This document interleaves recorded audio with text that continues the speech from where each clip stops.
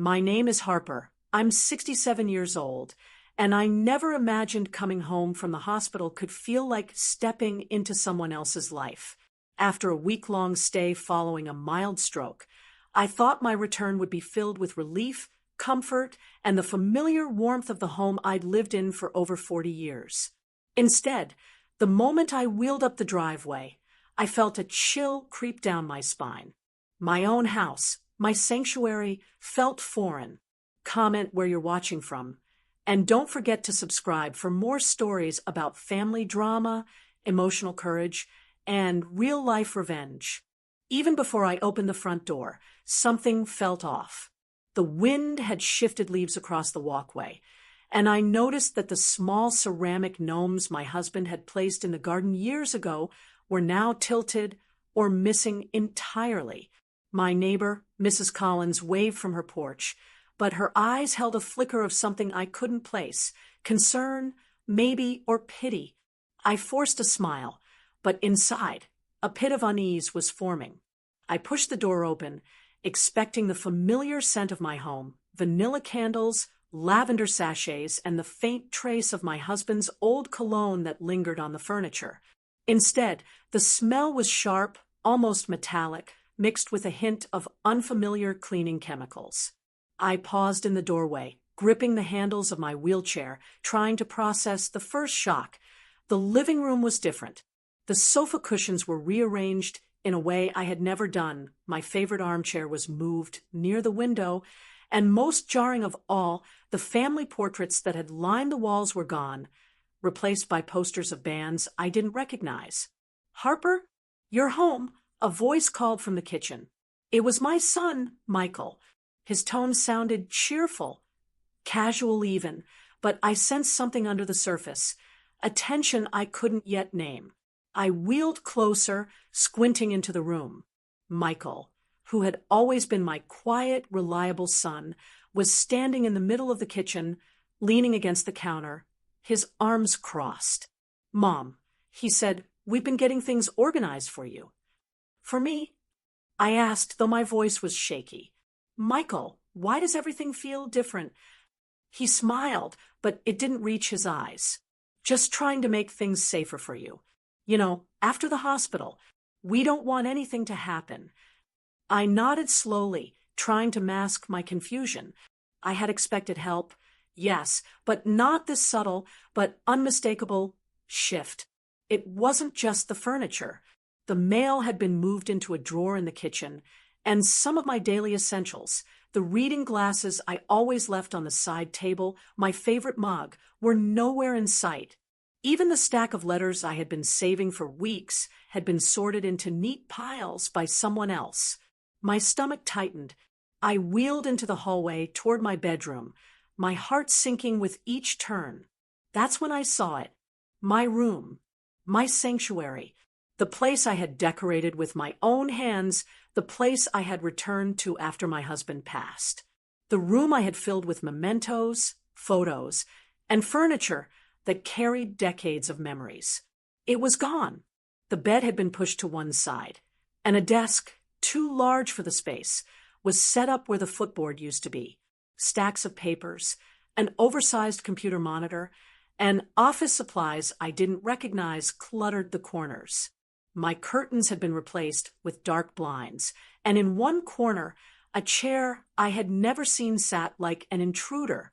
A shiver ran down my spine. "Michael," my voice was barely a whisper. "What happened to my room?" He leaned casually against the doorframe, smiling as if nothing were wrong. "We thought it would be easier if you had the other room. You know, the one downstairs, it's cozier, and I can check on you more easily." I wanted to laugh, but it came out as a choked sob. "Cozy? Michael, this is my room. My home. Why can't you just leave it as it is?" He shrugged, clearly frustrated. "Mom, you don't need all that space anymore. And honestly, it's just more practical this way." Practical. That word rang in my ears, heavy and alien. I felt tears prick my eyes, but I blinked them back. I had to stay calm, had to understand. After all, he was my son. I had raised him with love and care, and surely there had to be some reason I didn't yet see.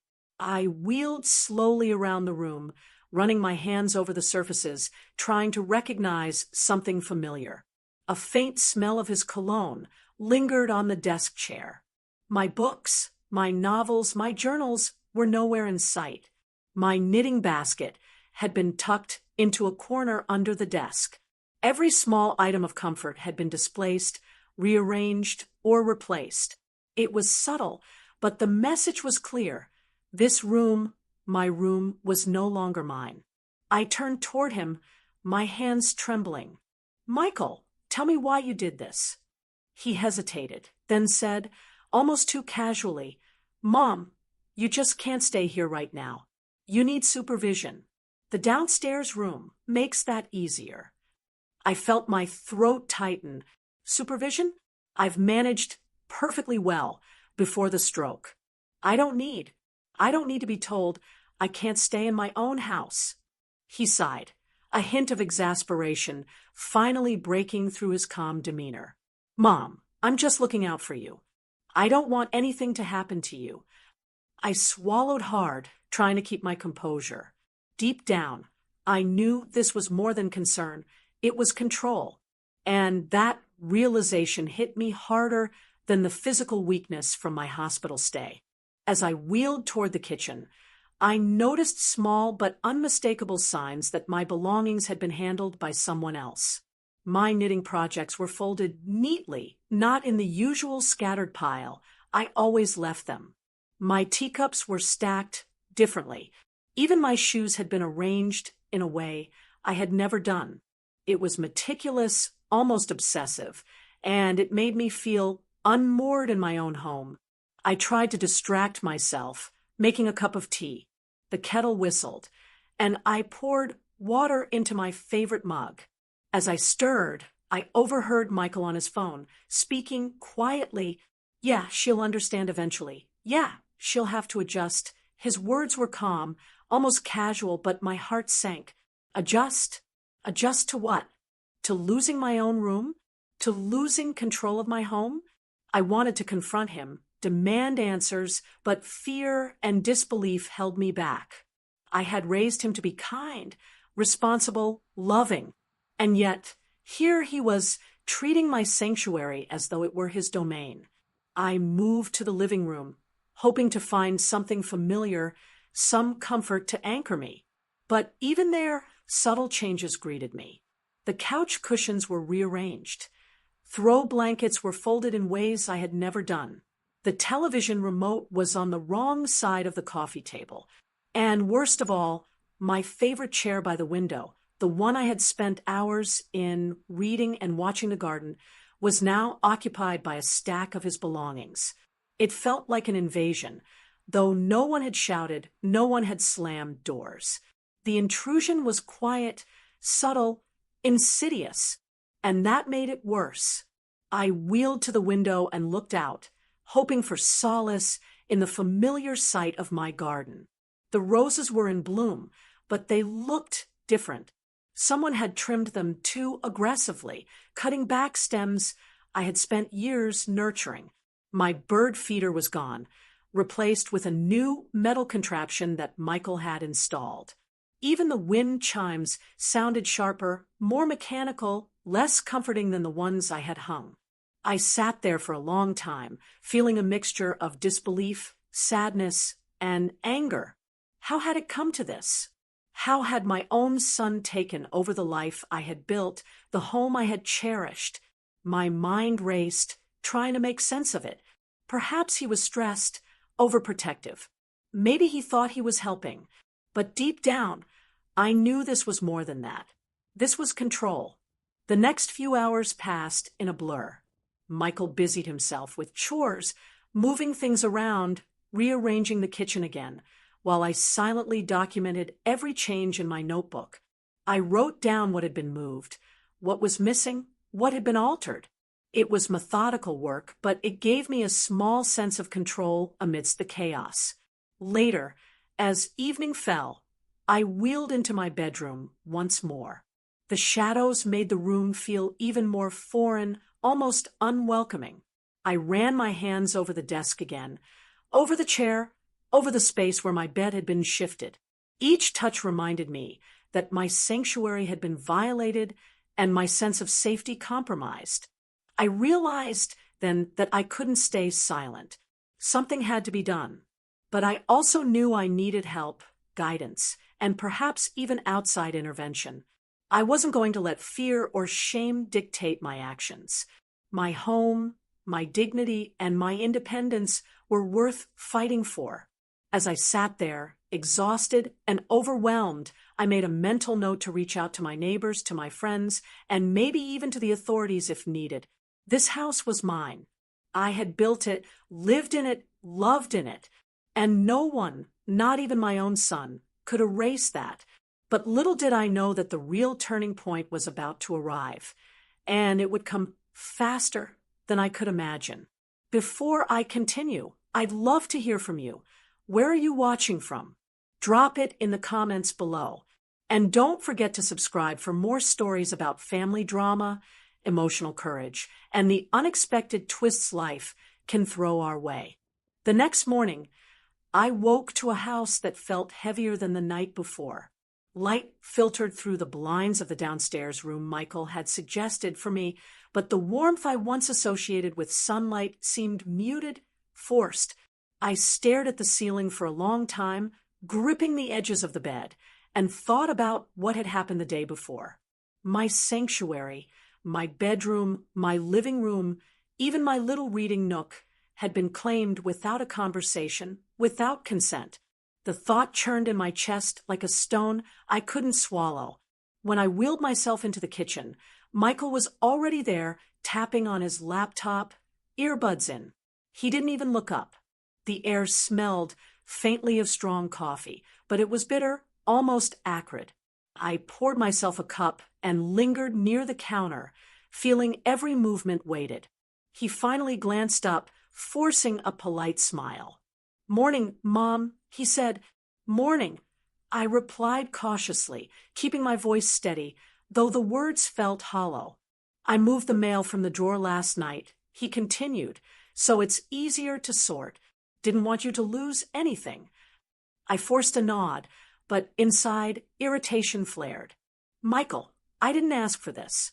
Why do you feel the need to touch everything I use daily?" He paused, his fingers hovering above the keyboard, and sighed. "I'm just trying to make things easier for you. You don't need to fuss over every little thing anymore." I clenched my jaw. The words were calm, almost gentle, but their meaning was sharp. "Michael, that's not your choice to make." He didn't respond immediately. Instead, he rubbed his forehead and muttered, "I just don't want anything to happen to you." I wanted to shout, to tell him that my life wasn't a fragile object that needed constant guarding, but I swallowed the words. I realized that my energy was precious, and arguing like this would only give him more reason to dismiss me. By mid-morning, the tension in the house had settled into a quiet, almost suffocating rhythm. Every creak of the floorboards sounded amplified. Every brush of air felt like a signal that I was under observation. Michael moved around the house with an ease I had once possessed, and yet everything he did seemed calculated, controlled. My favorite chair by the window had been replaced with a sturdier office chair, and even though it seemed practical, sitting in it felt wrong. I wheeled into the living room and noticed that the coffee table had been cleared of my knitting supplies, books, and magazines. The little notebook where I recorded daily thoughts, my private sanctuary, was now tucked under the couch cushions. The TV remote was set neatly on the side table, not in the place I had always kept it. My hands itched to move things back, to restore some sense of familiarity, but I paused, feeling the weight of his watchful gaze.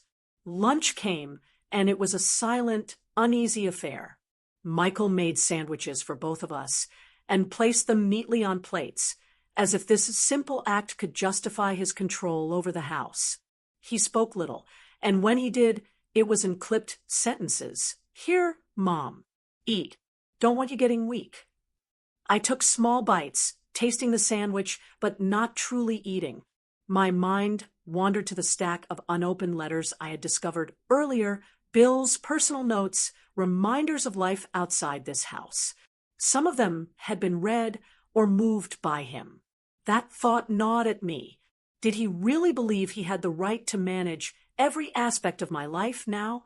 After lunch, I wheeled back into the living room. I tried to focus on the familiar view outside the window, the small patch of garden I had tended for decades, but even there, subtle changes had been made. A new bird feeder stood in the corner, replacing my old one. The roses were pruned more aggressively, as if someone had tried to control their growth.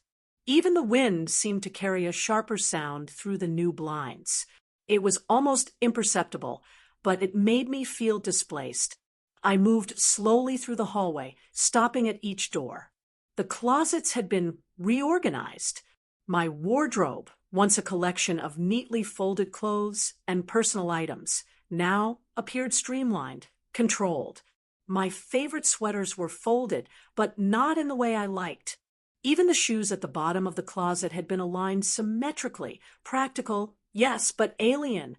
By mid-afternoon, the tension had seeped into my bones. I noticed small things that made me question my own memory. A misplaced photo frame, my reading glasses on a different shelf, even my calendar rearranged. At first, I thought I might be imagining it, that maybe the hospital stay had affected me more than I realized. But then I saw it. My knitting basket, normally tucked under the side table next to my favorite chair, had been moved to the corner near the desk. I could almost feel the message, "This is not yours anymore." I spent the next hour quietly observing Michael from the doorway, watching how he moved through the house. He seemed oblivious to the tension he had created, humming softly as he straightened papers and rearranged items. But every now and then, a subtle smirk or dismissive glance reminded me that he knew exactly what he was doing. In the evening, I decided to attempt a conversation, though my voice trembled slightly as I called out, "Michael, can we talk?" He came out of his room, adjusting his shirt. "Sure, Mom. What's on your mind?" I wheeled myself closer, trying to steady my breathing.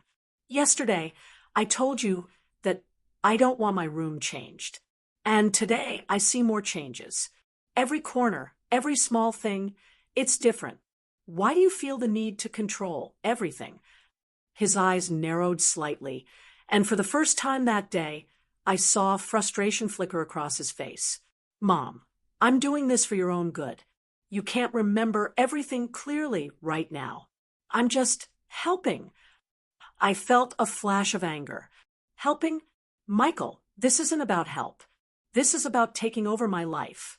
He hesitated, then leaned against the doorframe. I don't want you getting hurt. You were so weak after the hospital. I can't sit by and watch anything happen to you." I bit back a retort, forcing myself to stay calm. Deep down, I understood the concern. But concern didn't give him the right to erase my space, my routines, my independence. As the evening shadows lengthened, I realized that the house I once moved through with ease was now a labyrinth of tension. Every step felt like a negotiation, every glance a test. I began keeping a mental log of every small manipulation, moved objects, altered routines, clipped phrases, casual but controlling remarks. Each entry, though silent, strengthened my resolve. I refused to be sidelined in my own life. That night, I couldn't sleep. The darkness pressed in around me, amplifying every creak and hum of the house. I lay in the downstairs room Michael had deemed better for me, staring at the ceiling. Every corner held a reminder of what had shifted. My books were in different places. My pictures were moved. Even the scent of the room seemed unfamiliar. I thought about calling a friend, someone who knew me well, to share what was happening. But even as I considered it, a small voice of doubt whispered, would I sound overreacting? Would people believe me? The subtle, quiet invasion had been so gradual, so disguised as care, that I wondered if I was imagining it. Then I remembered the little incidents. My knitting basket moved, my glasses in a different drawer, my chair taken away, my calendar tampered with. These weren't accidents. They were deliberate, and the realization hit me like a jolt. Michael wasn't just worried about me, he was asserting control. The next morning, I decided to test boundaries. I moved one of my favorite chairs back into the corner where it had always been. I rearranged a few small items on the table. I wasn't confrontational. I didn't speak to Michael about it. I simply restored a fragment of my world. When he saw it, his expression shifted from casual neutrality to something sharper. He frowned slightly, but didn't say anything immediately. Later, he muttered, almost under his breath, "Mom, why are you doing that? It's safer this way." I met his gaze steadily. "No, Michael, it's how I live. It's my home. I will not sit aside while someone decides what's safe for me without asking." The day unfolded with a subtle battle of wills. Every small act of assertion on my part was met with an equally quiet, controlling gesture from him. The tension built, coiling around the walls of the house. Each corner, each room felt like a stage for this unspoken conflict. I found myself retreating to small moments of solace, watching the garden, feeling the warmth of sunlight on my hands, listening to the faint sounds of the neighborhood. In these moments, I reminded myself that while Michael could manipulate the space, he could not erase the history, memories, and essence that I had built over decades. By evening, I realized the subtle, insidious nature of this tension. It wasn't about furniture or routines. It was about power. And while I had been passive, unsure how to assert myself, I now knew that quiet observation, small acts of reclamation, and careful strategy would be my tools. I took a deep breath, feeling the weight of the day settle into a mix of exhaustion and determination. The walls that had once been familiar were now charged with quiet conflict, but I refused to let fear dominate me. I knew the rising tension could either break me or strengthen me, and I chose the latter. The next morning, I woke with a quiet resolve I hadn't felt in days. The house still hummed with tension, and I could feel Michael's subtle watchfulness lingering in every corner. I had spent the previous night reflecting, thinking about how small actions could reclaim a sense of control. I realized that I didn't have to confront him head-on to assert myself. I just needed to leave traces of my presence, tiny, deliberate signs that this home was still mine. I wheeled slowly into the kitchen, pausing at the doorway to observe Michael, who was at the counter, fiddling with his laptop. He didn't look up, and I noticed a faint crease in his brow as if he suspected something was different about me today. I poured myself a cup of coffee, deliberately using my favorite mug, the one with the faded floral pattern Michael had once mocked as outdated. I carried it carefully into the living room and placed it back on the side table, exactly where I wanted it. Small, seemingly insignificant, yet to me it was a reclaiming of my space. I watched from my chair as Michael shuffled papers at the desk in the corner. I could feel him sensing my quiet defiance, though he didn't say anything. After a few minutes, I decided to push boundaries slightly further. I wheeled toward the living room bookshelf and picked up a stack of novels I had been missing since my return. With deliberate care, I arranged them according to my old system, color-coded by size, with my favorite titles front-facing. It was a subtle act, but when Michael glanced at the bookshelf from across the room, I noticed his eyebrows lift ever so slightly. He didn't say a word, but I knew he saw it. Later, I found myself in the hallway examining small alterations that had been made to the house since my hospital stay. My gaze lingered on the doors to the closets, handles tightened, small locks adjusted, spaces rearranged. I ran my hands lightly over the wood, memorizing every detail. I wanted to see if I could detect patterns, small routines Michael had established to keep control. As I observed, I began noting little things I hadn't before. The kitchen knife drawer was slightly misaligned, the coffee mug stacked in a different order, the napkins folded unnaturally. These weren't mistakes. They were deliberate changes meant to assert influence, to shape my environment in ways I hadn't consented to. By mid-morning, I had developed a quiet rhythm.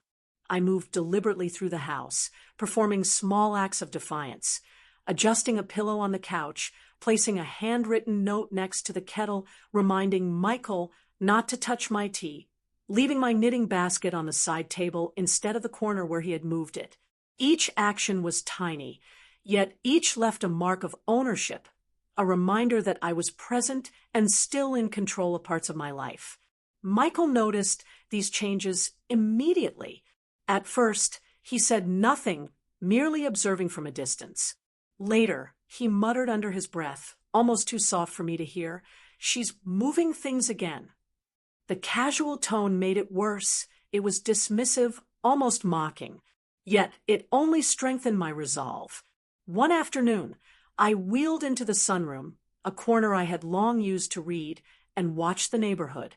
Michael followed shortly after, ostensibly to check on me, but I could see the subtle tension in his shoulders.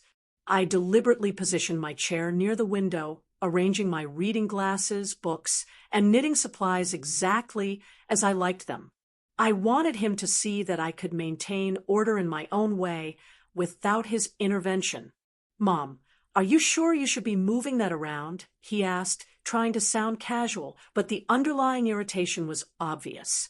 I met his gaze steadily. "Yes, Michael, I can manage. I don't need help with these small things." He didn't respond immediately, merely exhaling through his nose, but I noticed the tightening of his jaw.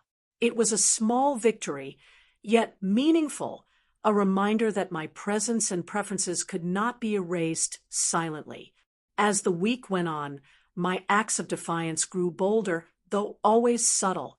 I began keeping a small notebook, jotting down every alteration he made, the placement of items, changes in routines, and moments when he subtly undermined my independence.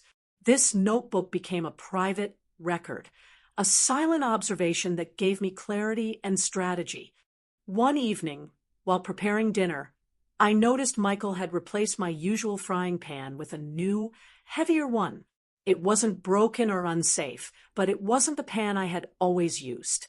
I paused, weighing my options. I could confront him, or I could quietly move it back to its original place and let him see I chose the latter. When he later walked past the kitchen, his eyes flicked to the pan, but he said nothing. I smiled inwardly, another small assertion of control.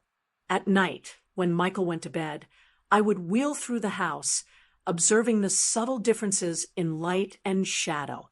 The furniture he had rearranged cast new angles, and the familiar paths I had walked countless times now felt altered. But as I passed each room, I would leave small markers of my presence, a folded blanket here, a book placed back on its usual shelf there, a handwritten note in the kitchen reminding him of something trivial yet personal. These acts were quiet rebellion, my way of reclaiming agency without confrontation. I also began paying attention to patterns in Michael's behavior. He moved through the house with precision, checking doors, rearranging items, and occasionally muttering about safety or organization. I started timing his routines, noting the moments when he was likely to be distracted. These observations allowed me to subtly assert myself while avoiding direct conflict, creating tiny pockets of freedom where my choices went undisturbed. One afternoon, I noticed Michael had started leaving small tools and office supplies scattered near my favorite chair. I realized he was testing boundaries, subtly imposing his presence on my personal space. I moved each item carefully, returning them to their rightful places, and made a note of the incident in my notebook. Each day, I built a quiet strategy, marking patterns, noting weak spots in his control, and planning my next small acts of defiance. Even during meals, I began asserting autonomy. Michael would place my plate and silverware exactly as he preferred, but I would subtly adjust them to my own liking. It was a small gesture, almost imperceptible, yet it reinforced my sense of self within the controlled environment he had created. Neighbors started noticing subtle signs, too. Mrs. Collins waved at me from her porch, and I caught her watching the house with a concerned look. Later, I would hear her talking softly to a friend, noting the tension she sensed within my home. It was reassuring, knowing I wasn't entirely alone, even as I carried the weight of quiet defiance each day. One evening, as the sun dipped low, I wheeled to the front window, notebook in hand. I observed the way the light played across the furniture, the angles Michael had imposed, and the subtle alterations in my home. I wrote down each observation, cataloging not just the changes, but also my responses, the small victories, the quiet rebellions, the moments where I reclaimed a fragment of my space. I also began noticing more personal details, how he moved his shoulders when annoyed, how his eyes darted when he thought I wasn't paying attention, and how he would occasionally sigh in frustration when my subtle defiance disrupted his routine. These observations were empowering. Though I couldn't yet confront him directly, I could understand him, predict his actions, and carve out small areas of autonomy for myself. At night, I would sit in my reclaimed chair near the window, knitting quietly, letting the familiar rhythm of yarn and needles ground me. Each stitch was a tiny act of control, a reminder that while the house might feel invaded, my mind, my choices, and my dignity remained mine. As days passed, the tension in the house became almost a living thing. I could feel it in the way Michael moved, in the subtle adjustments he made to the environment, in the silent glances we exchanged. But with each small act of defiance, with each quiet observation noted in my notebook, I strengthened my own presence. I wasn't passive. I was reclaiming my home, one subtle action at a time. Even simple things felt significant now. Adjusting the blinds to let the sunlight fall on my chair just right, placing my knitting basket exactly where I wanted, arranging my books, or leaving a handwritten note for Michael. It all became a silent dialogue, a way to assert myself without words. And each time he noticed, even in subtle frustration, I felt the quiet power of presence and perseverance.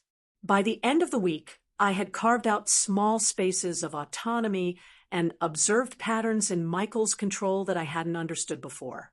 I knew the tension was rising, that our silent battles were shaping the environment around us, but I also knew that I was no longer entirely at the mercy of his dominance. Small acts of defiance and careful observations had become my weapons, my strategies, and my reassurance that the house, though altered, still held my essence. I realized something profound. Even in the face of subtle control and quiet manipulation, agency could be reclaimed in small, deliberate steps. Each stitch I knitted, each item I returned to its rightful place, each careful observation was a silent rebellion. And as I lay in bed that night, exhausted yet quietly triumphant, I understood that the rising tension within these walls was no longer just a threat. It was a battleground I could navigate one small act of defiance at a time. The tension in the house had been building for days, almost like a storm pressing against the windows, waiting for a moment to break. That night, I sat in my favorite chair, near the window, my knitting needles idly clicking as I tried to keep my hands busy and my mind steady. The shadows were long, stretching across the floor in strange angles caused by the rearranged furniture Michael had insisted upon. Every creak in the floor sounded sharper than usual, each sound of him moving around the house echoing like a warning. I knew I couldn't keep living like this, silent, observant, defiant in small ways, but unable to fully protect the space that had always been mine. I had tried subtlety, quiet reclamation, and careful documentation, but it was clear that Michael's sense of control was only growing stronger. The subtle manipulations had escalated. The small tests of my patience and boundaries were no longer just inconvenient. They were suffocating. Earlier in the day, I had caught him moving some of my personal items again. My knitting supplies, my journals, and even a few framed photos had been shifted to different places while I was resting. It was deliberate. I was certain of it now. This was no longer concern disguised as control. This was a silent assertion of dominance, and I refused to accept it any longer. That evening, I wheeled to the kitchen where Michael was preparing dinner. He glanced at me briefly, his expression neutral, as if unaware of the storm brewing in my chest. I set down my cup of tea and took a deep breath. I knew that this confrontation had to be measured, deliberate, and clear. No screaming, no theatrics, just facts and the force of truth. "Michael," I said quietly, my voice steady but firm. "We need to talk." He looked up, slightly startled, as if he hadn't expected me to take this initiative. "Sure, Mom." "About what?" "About the house," I replied, my gaze steady. "About my room, my belongings, and how you've been managing everything since I got home from the hospital. I cannot continue living like this. This is my home, Michael, not yours." His eyes flickered with annoyance, a crease forming between his brows. "Mom, I'm just trying to help. You don't understand. You've been weak, and I can't just stand by and watch anything happen to you." "I understand," I said firmly. "I understand more than you realize.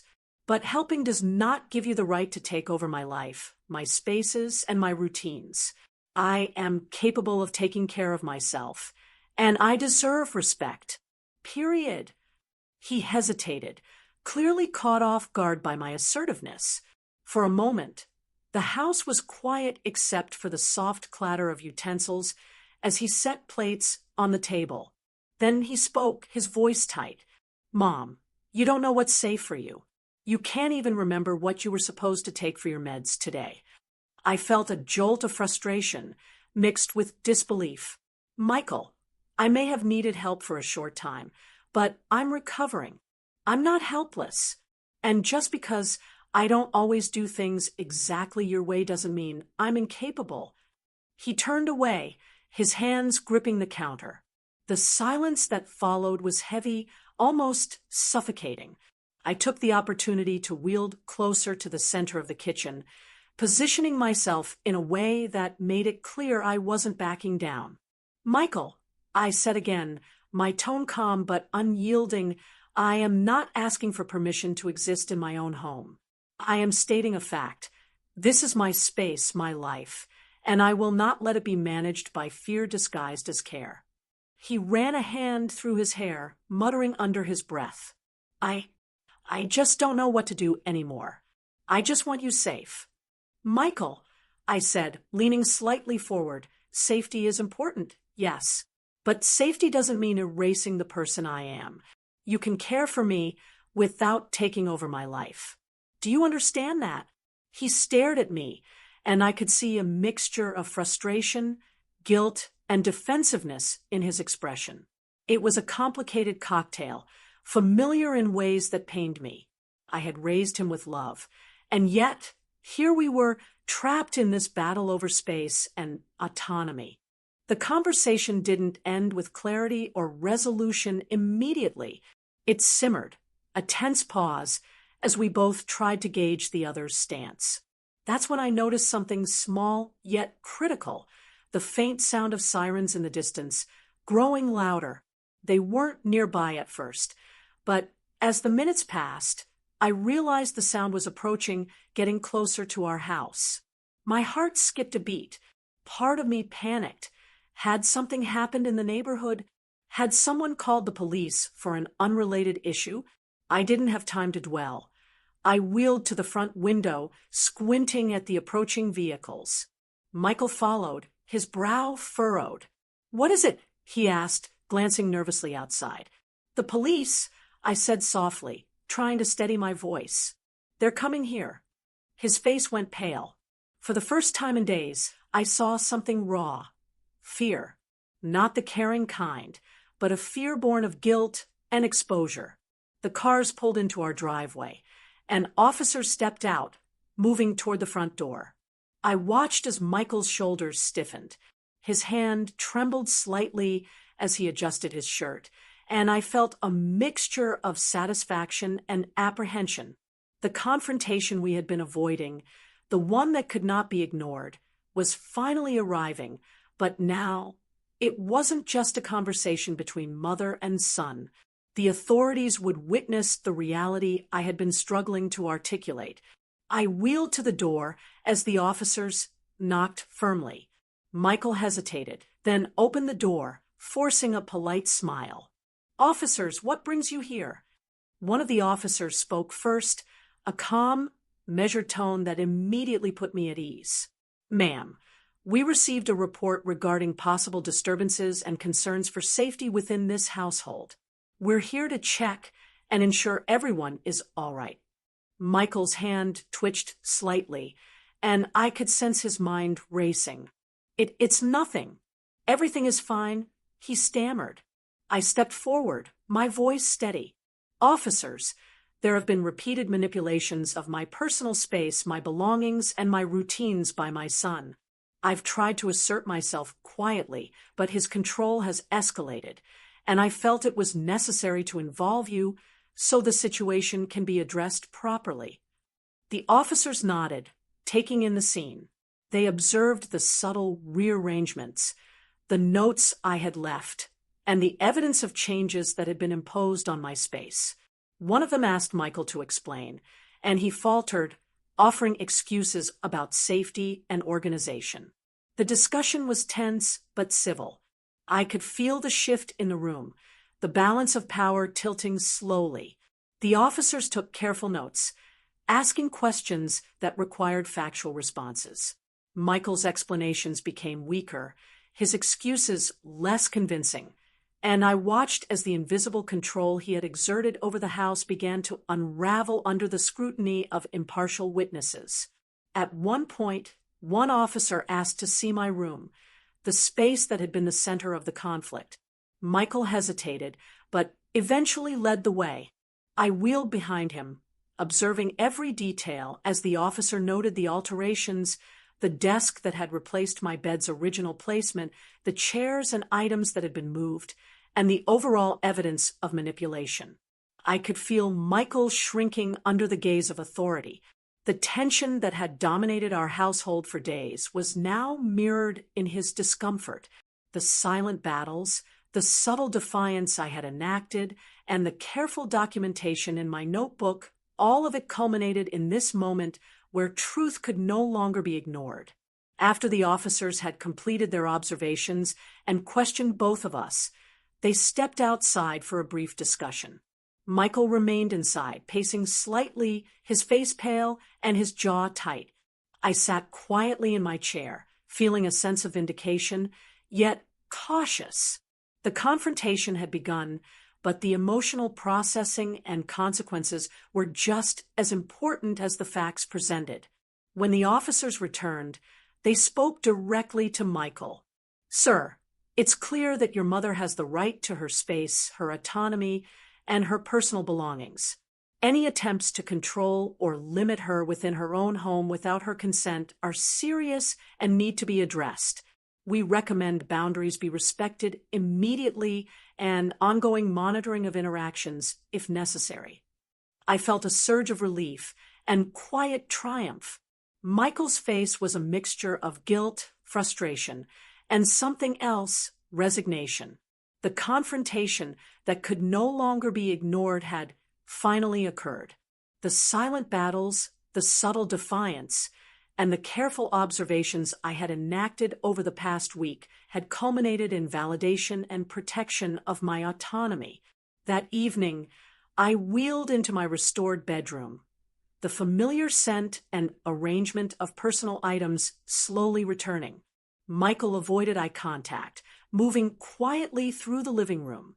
For the first time in days, I felt the weight lift slightly from my shoulders. My space, my autonomy, and my dignity were recognized. I knew the emotional work wasn't over. Michael would have to process his actions, and I would continue asserting boundaries, but the confrontation had changed the dynamic irreversibly. For the first time in a long while, I felt truly present in my own home. The morning after the police visit, the house felt different, not lighter, not immediately freer, but charged with a sense of possibility. I wheeled slowly to the kitchen, my movements careful yet deliberate. The sunlight streamed through the window, falling across the table in a way that felt almost like a spotlight, illuminating the space that I had spent weeks quietly reclaiming. I paused to take it in, inhaling the scent of freshly brewed coffee. It felt ordinary, yet extraordinary, because it was mine again. Michael entered the kitchen a few minutes later, holding his mug with the same guarded posture I had grown accustomed to. He didn't look directly at me, but there was an unspoken acknowledgement in his eyes. I didn't speak immediately. I just moved to the counter, placed my mug down, and reached for the sugar jar myself. It was a small act, but it carried meaning, a quiet signal that I was back in control of daily routines, the details of my life, and most importantly, my autonomy. We ate breakfast in near silence, and I realized that silence no longer felt oppressive. It felt like space, space for thought, for reflection, for recalibrating the unsteady dynamics that had dominated our home. Michael occasionally glanced toward me, perhaps checking for a reaction, but I simply continued with my coffee, my hands steady, my heart calm. I had survived the confrontation, and the knowledge of my rights, my dignity, and my presence resonated deeply within me.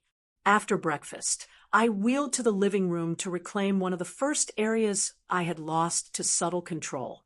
My chair was repositioned by the window, my knitting basket placed neatly by its side. I began working on a scarf I had started weeks ago, the repetitive motions soothing and grounding. Each stitch felt symbolic, a physical manifestation of reclaiming both space and self. I could feel a sense of rhythm returning, not just to my hands, but to the house, to the environment I had created and nurtured over decades. Michael moved about the living room, tentatively attempting to maintain normalcy. He adjusted cushions, straightened magazines, and avoided making direct eye contact.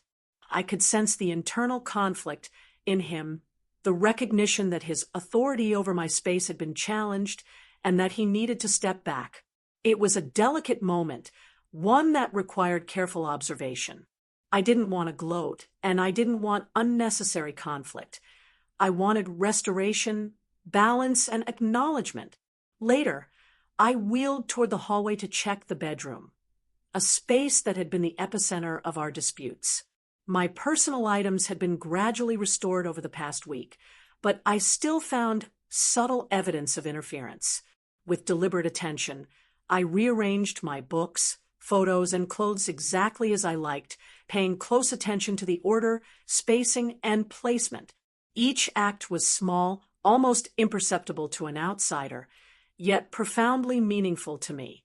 As I worked, Michael entered quietly, his hands clasped behind his back.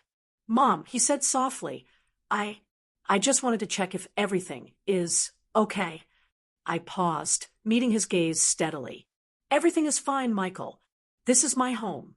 I've adjusted things the way I like, and I'd appreciate it if you respected that." His eyes flickered with a mixture of guilt and acceptance. I understand. I'm sorry. I didn't mean to." "You didn't mean to what?" I asked gently but firmly. "Take over my life." He flinched slightly but nodded. "Yes, I was scared, and I acted out of fear, not understanding. I see that now." It was the first time he had acknowledged the emotional dimension of his actions, not just the physical rearrangements. I felt a cautious relief, knowing that part of reclaiming my home involved not just asserting control over objects, but reshaping the emotional atmosphere that had been strained. That afternoon, I decided to venture outside into the garden, a space I had neglected since my hospital stay. I wheeled slowly along the path, observing the flowers, the small stones, and the gentle sway of the bird feeder. Each element was familiar, yet the weeks of tension had made them feel distant. I touched the petals of the roses, noting the way the sunlight highlighted their edges, and I felt a profound connection to the life I had cultivated here. Michael followed at a distance, offering to help water the plants. I shook my head gently. "Thank you, but I can manage," I said. "This is my work, my space, and my choice." He stepped back, watching as I carefully tended to the garden. I could sense the subtle shift in him, a recognition that while he had once felt entitled to manage my environment, he now needed to respect my autonomy. The tension in his shoulders, the restrained movements, and the careful choice of words reflected the recalibration taking place within him. Back inside, I wheeled to the living room again, my knitting forgotten for a moment. I opened the small notebook I had been keeping, detailed observations, subtle acts of defiance, and patterns of control documented meticulously over the past week. Reading through the pages, I felt a sense of accomplishment. Each entry was a testament to my patience, strategy, and emotional resilience. This notebook wasn't just a record. It was proof of my perseverance and determination to reclaim my space and self. Evenings became quieter but richer in small rituals. I arranged the table for dinner, placing candles where I liked, selecting plates and silverware that I preferred. Michael set down his own items, careful to follow my lead. The atmosphere was not yet fully relaxed, but it carried an air of balance that had been absent for weeks. I realized that reclamation was not a single moment. It was a series of deliberate choices, repeated daily with patience and attention to both environment and emotion. The following day, I began a more intentional process of reintroducing elements that had been suppressed or altered. I wheeled to the study where papers had been sorted and filed in a way I had not approved. I carefully restored the order I preferred, rearranging books, notes, and photographs. Michael watched silently, occasionally glancing at the items. I was moving. I felt a subtle power in these moments, not domineering, not vindictive, but grounded in self-respect and clarity. By the third day of this process, I began to notice subtle shifts in Michael's behavior. He was less intrusive, speaking softly and politely, asking before moving items, and even apologizing when his earlier interventions had crossed boundaries. The tension that had once hung in the air like a heavy fog was lifting incrementally. One afternoon, I wheeled to the living room, noticing a small bird perched on the window ledge outside. The sight of it brought a simple joy I hadn't felt in weeks.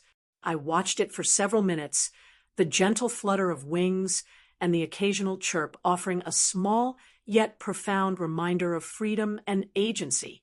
In that moment, I realized that reclaiming home and self wasn't just about physical space. It was about restoring the emotional, mental, and spiritual layers of autonomy. Later, I began to reintroduce routines I had once cherished: reading, knitting, writing in my journal, tending to the garden, and even cooking recipes I had not made in years. Each action was deliberate, a reaffirmation of identity and presence. Michael observed, quietly, participating only when invited, allowing me to shape the flow of our household without interference. One evening, I wheeled to the kitchen and decided to prepare a special dinner, a recipe I had taught Michael when he was young. The familiar smells, the tactile sensation of chopping vegetables, and the rhythmic stirring of sauces reminded me of times when the house had felt warm, safe, and wholly mine. Michael assisted minimally, following instructions and offering small acknowledgments of praise, but the control rested entirely with me. That night, after dinner, I wheeled to the living room and sank into my restored chair. The soft lamplight illuminated the room in a comforting glow. Michael sat on the couch, quietly reading a book, a respectful distance maintained. I felt the culmination of days of effort, quiet rebellion, and persistent observation settling into a tangible sense of victory. This wasn't about conflict anymore. It was about harmony built on respect and acknowledgement. Over the next week, I continued subtle restorations. I moved chairs back to their original positions, rearranged bookshelves according to my preferences, and returned decorative items to spaces they had occupied for years. Each action reinforced my autonomy and subtly reshaped the atmosphere of the home. I also began inviting neighbors over for short visits, reinforcing my presence in a social, connected way, which further strengthened my emotional reclamation of the house.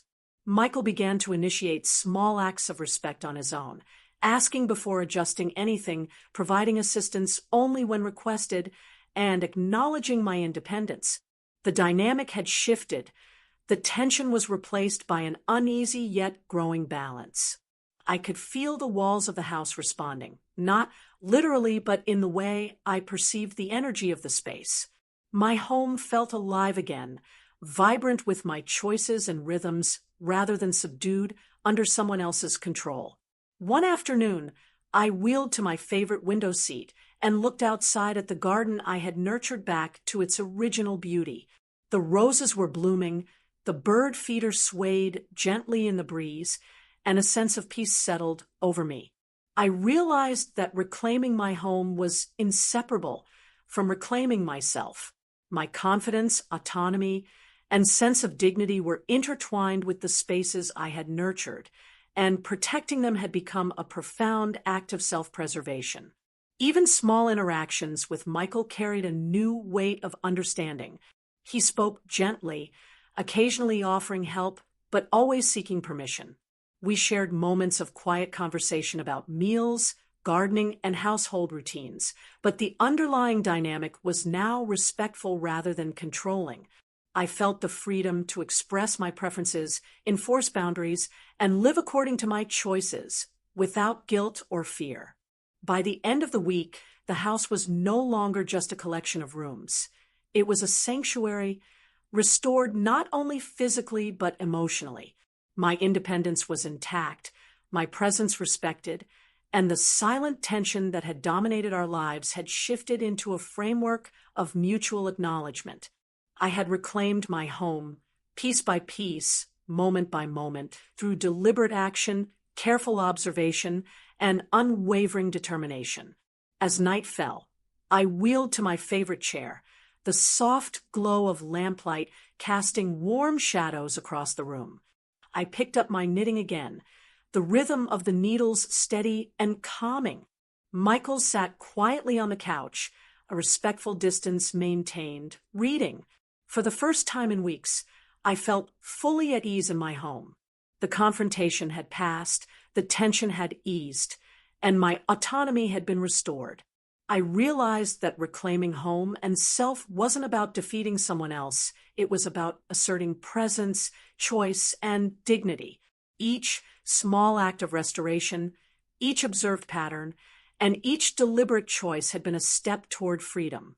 And as I sat quietly, breathing in the familiar scents and textures of my restored space, I understood that this journey, though painful, had strengthened me, reaffirmed my agency, and allowed me to live fully in the home that had always been mine.